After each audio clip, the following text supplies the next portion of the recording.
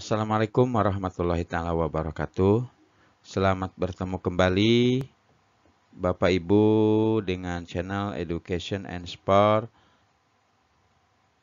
Kali ini channel Education and Sport akan membahas tentang soal-soal tes PPPK tahun 2021 ini tentang SKB untuk tenaga pendidik.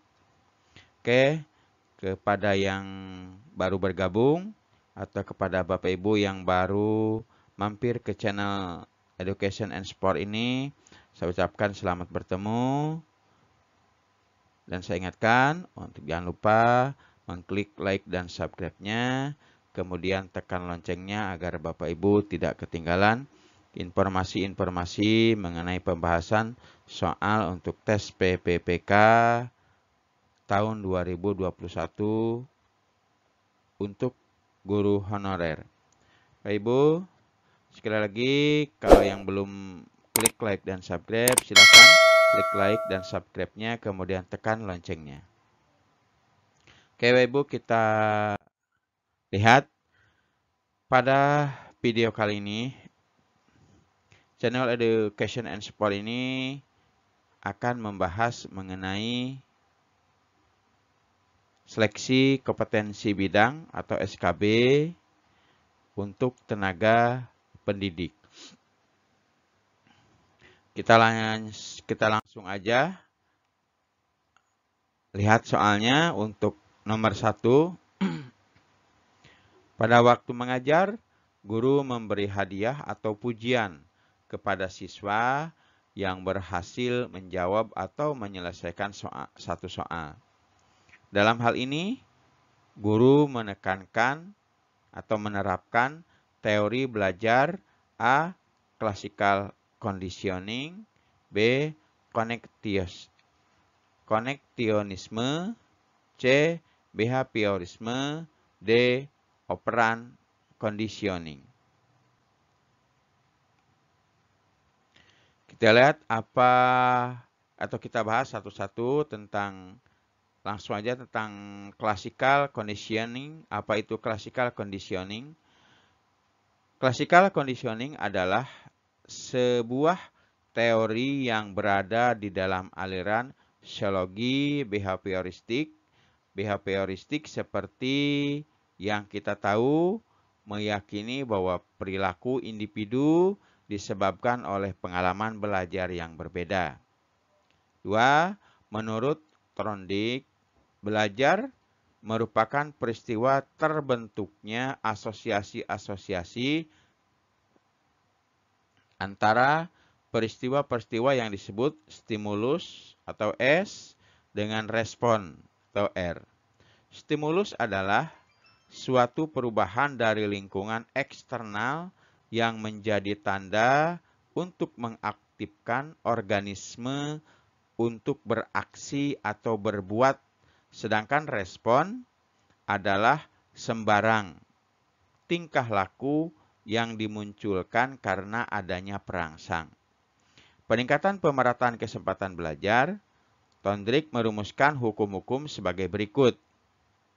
A. Law of readiness atau hukum kesiapan. Ketika seseorang dipersiapkan sehingga siap untuk bertindak, maka melakukan tindakan merupakan imbalan atau reward, sementara tidak melakukan merupakan hukuman atau punishment.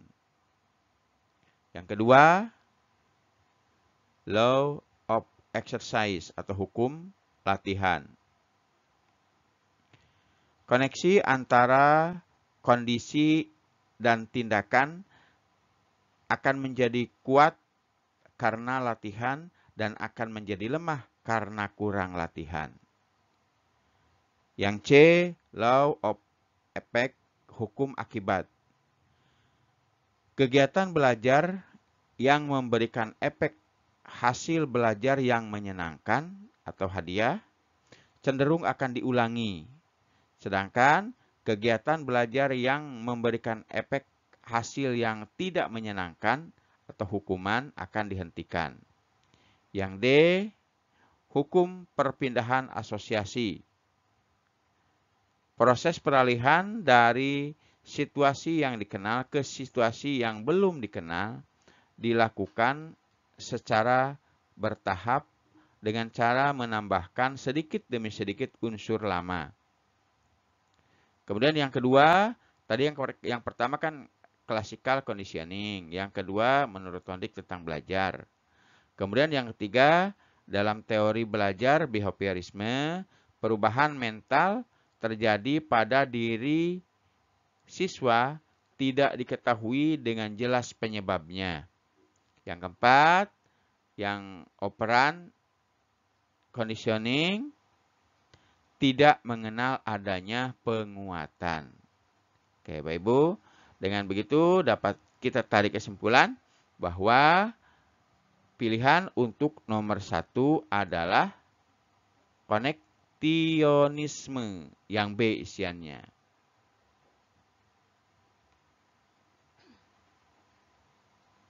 Oke, Bapak Ibu ya.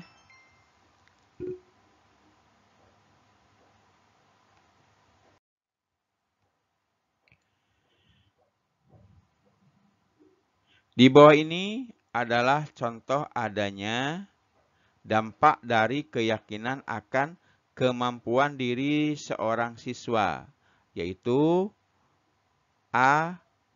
Ratna dapat menyelesaikan tugasnya dengan bantuan orang lain. Hesti merasa sakit perut karena akan mengikuti tes. C. Yanto merasa pusing setelah mengerjakan tugas yang diberikan oleh guru. D. Adi menangis setelah berantem dengan Agus untuk berebut mengerjakan tugas. Oke, lihat Bapak Ibu ya.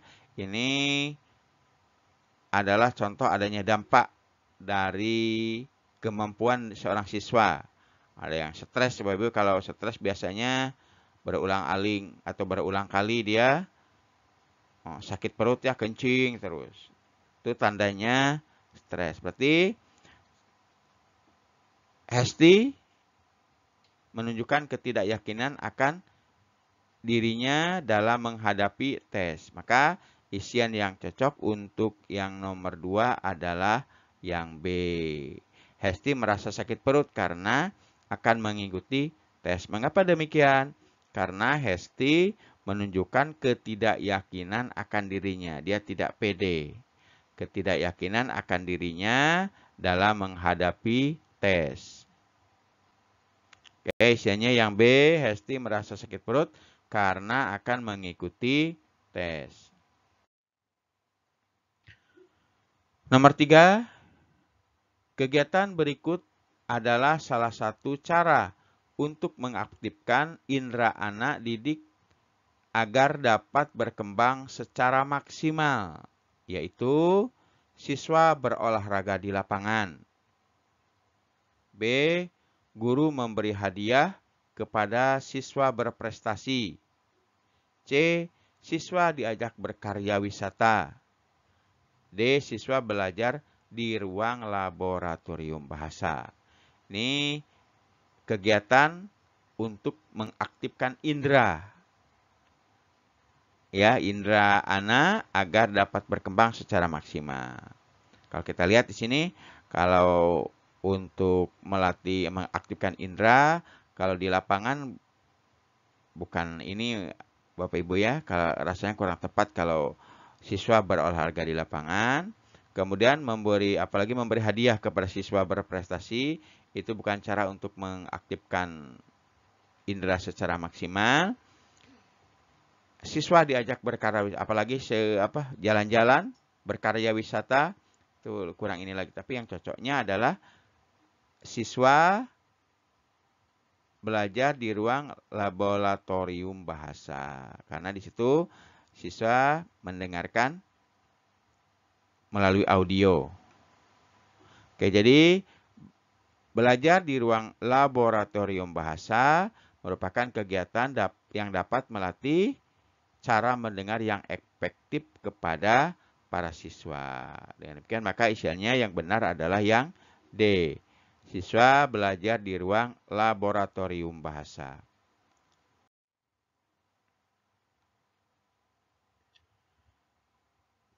Nomor 4, pernyataan berikut adalah contoh kegiatan bagaimana cara melatih intelijensi secara berimbang. A. Mengajak siswa untuk berdiskusi tentang pelajaran tertentu. B. Siswa diberi tugas untuk menyelesaikan suatu masalah. C. Melakukan studi dokumentasi tentang data. D. Mengobservasi perilaku guru dan siswa. Jadi, kegiatan atau cara melatih intelijensi secara seimbang dilakukan untuk menjajaki intelijensi primer siswa dapat dilakukan dengan beberapa cara. Antaranya, melakukan observasi perilaku siswa, baik di kelas atau di luar kelas. Melakukan studi dokumentasi tentang data-data siswa. Nah, sudah ketemu Ibu ya. Dan dapat juga dilakukan dengan cara memberikan tes atau angket kepada siswa. Oke, dengan begitu sudah bisa kita lihat isian sesuai dengan pembahasan yang tepat adalah melakukan studi dokumentasi tentang data. Yang C isiannya.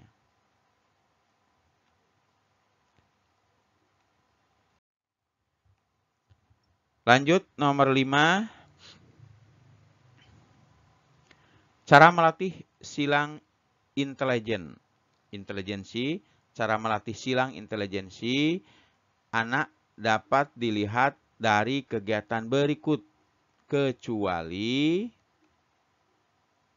A. Guru dan siswa melaksanakan kegiatan di lapangan yang ada di sekolah. B. Siswa diberi tugas untuk mendata tanaman yang ada di sekitar rumahnya. C. Guru memberi kesempatan kepada siswa untuk bernyanyi di depan kelas. D. Ali mendapat tugas untuk membuat maket rumah Minangkabau.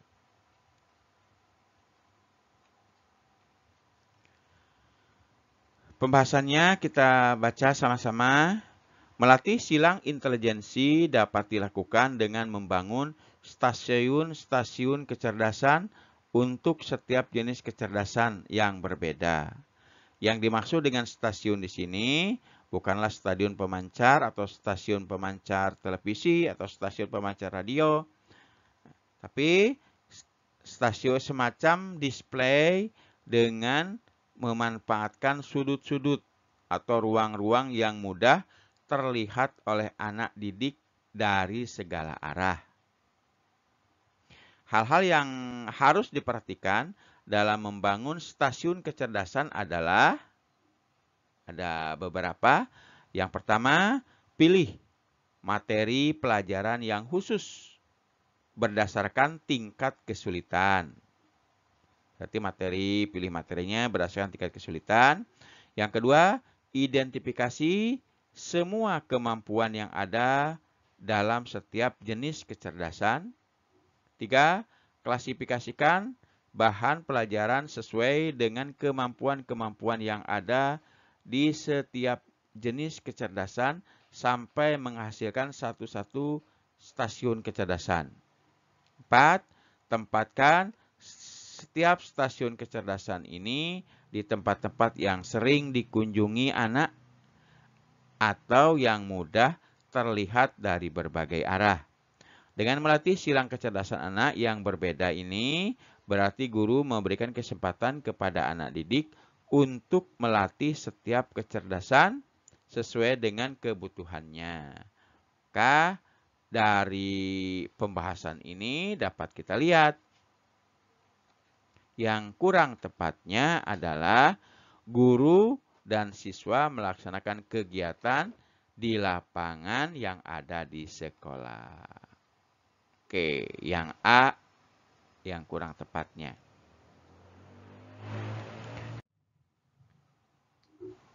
Lanjut ke soal nomor 6. Dalam menerapkan strategi pembelajaran berbasis multiple intelligence, ada langkah-langkah yang harus digunakan, antara lain membuat kebijakan baru mengenai strategi pembelajaran, B. mengkaji kembali apa yang telah dipelajari oleh siswa, C. memberdayakan semua intelijensi yang dimiliki oleh siswa, D. menyediakan fasilitas yang lengkap untuk semua jenis kecerdasan. Untuk menerapkan strategi pembelajaran berbasis multiple intelligence, maka guru harus dapat memberdayakan semua intelijensi yang dimiliki siswa. Oke, berarti isian yang tepat adalah yang C. Memberdayakan semua intelijensi yang dimiliki oleh siswa. Lanjut ke soal nomor 7. Belajar dalam perspektif kontrativisme lebih menekankan pada A. hasil, B. pembelajaran, C. nilai, D. proses. Dalam proses belajar akan melibatkan cara dan strategi dalam belajar. Oke, karena itu maka karena di sini dalam proses belajar akan melibatkan cara strategi dalam belajar. Dengan demikian maka pilihan untuk soal nomor 7 ini adalah yang D, proses. Lanjut ke nomor 8. Dalam proses mengkonstruksi pengetahuannya, siswa mengembangkan gagasan atau konsep baru berdasarkan analisis dan pemikiran ulang terhadap pengetahuan yang diperoleh pada A. masa lalu dan masa depan, B. masa sekarang dan masa lalu, C. masa siswa belajar, D. saat siswa sedang melakukan kegiatan. Dalam mengkonstruksi pengetahuan siswa diperlukan analisis gagasan pada masa sekarang dan masa lalu. Dengan demikian, maka isiannya pilihan yang tepat adalah masa sekarang dan masa lalu. Lanjut ke soal nomor 9. Perspektif kognitivisme berpendapat bahwa perilaku siswa ditentukan oleh persepsi siswa itu sendiri yang dipengaruhi oleh A. pengalaman, B. berbagai penguatan, C. cara belajarnya, D. lingkungannya. Perilaku siswa bukan merupakan fungsi sesuatu sebagai ganjaran, tetapi lebih ditentukan oleh persepsi siswa yang dipengaruhi pengalaman dan apa yang dianggap berharga. Oke, pengalaman Bapak Ibu ya. Pengalaman. Dengan demikian maka isian yang tepat adalah pengalaman.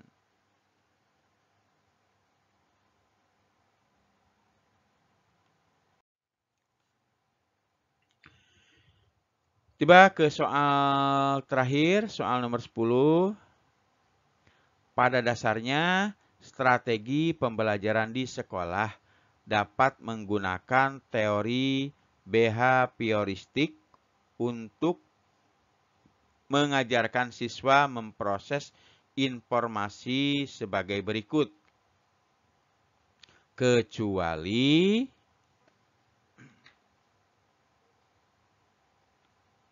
Bapak Ibu ya, A. Membuat asosiasi, B. Membedakan, C. Membuat skema, D. Mengingat.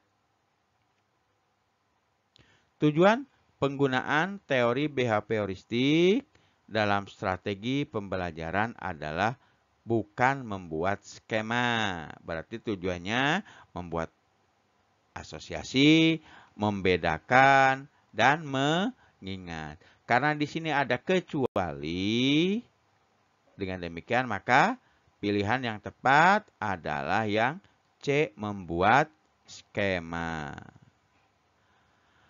Oke, Bapak Ibu, itulah pembahasan materi pada bagian ke-41 ini tentang SKB telah selesai. Dengan demikian, maka saya